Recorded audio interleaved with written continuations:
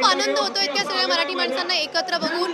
आणि गंमत अशी आहे की गोपाळदादांनी इथे जे कलाकारही बोलवलेत गोविंदा पथकांचा उत्साह वाढवण्यासाठी, अगदी सकाळी 10 वाजल्यापासून ते रात्री 10 वाजेपर्यंत सगळे मराठी कलाकार आहेत, मराठी चित्रपटांमधले, मालिकांमधले।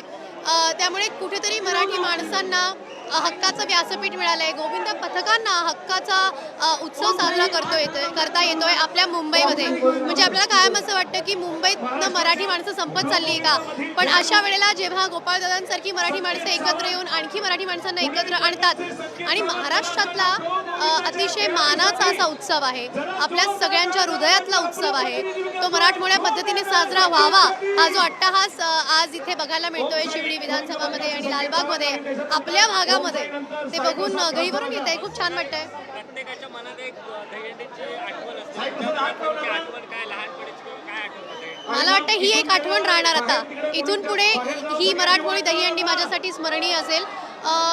मला लहानपणी तर फार आठवणी नाही आहेत, पण जेव्हा मी प्रसिद्धीत आले, जेव्हापासून लोक ओळखायला लागली, तेव्हापासून मी महाराष्ट्रभरातल्या सगळ्या दहीहंडी उत्सवांना हजेरी लावतीये। आणि त्या निमित्ताने हा उत्सव कसा साजरा होतो खऱ्या अर्थाने तो पाहायला मला मिळतो।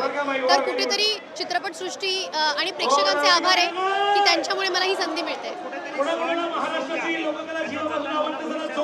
बिलकुल बिलकुल आहे।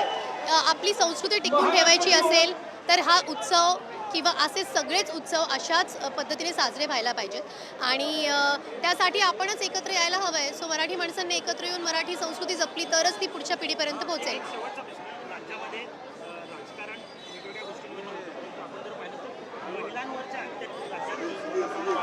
सरकारने कुठेतरी यामध्ये गंभीरता दाखवणं गरजेचं आहे का, काय वाटतं? नुसतं सरकारने नाही, नुसतं महाराष्ट्र सरकारने नाही, देशभरात ही परिस्थिती आहे आणि देशभरातले कायदे जोपर्यंत बदलत नाहीत तोपर्यंत कुठल्याही राज्यात काही वेगळी क्रांती घडणार नाही। सो सगळ्यांनी प्रत्येक राज्यात जर बदल घडायला हवा आहे, या देशात जर मुलीला सुरक्षित राहायला हवं असेल तर न्याय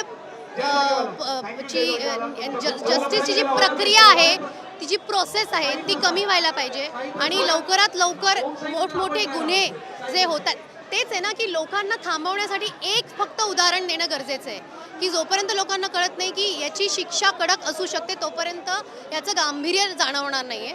पण आत्ता या मंचावरून हे बोलणं मला योग्य वाटत नाही, पण निश्चितच जोपर्यंत बदल वरून घडत नाही तोपर्यंत कुठेही त्याचा परिणाम बघायला मिळणार नाही।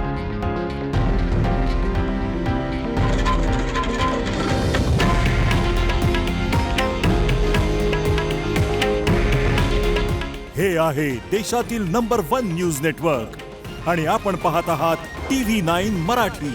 काळजी तुमची, हित महाराष्ट्राचं।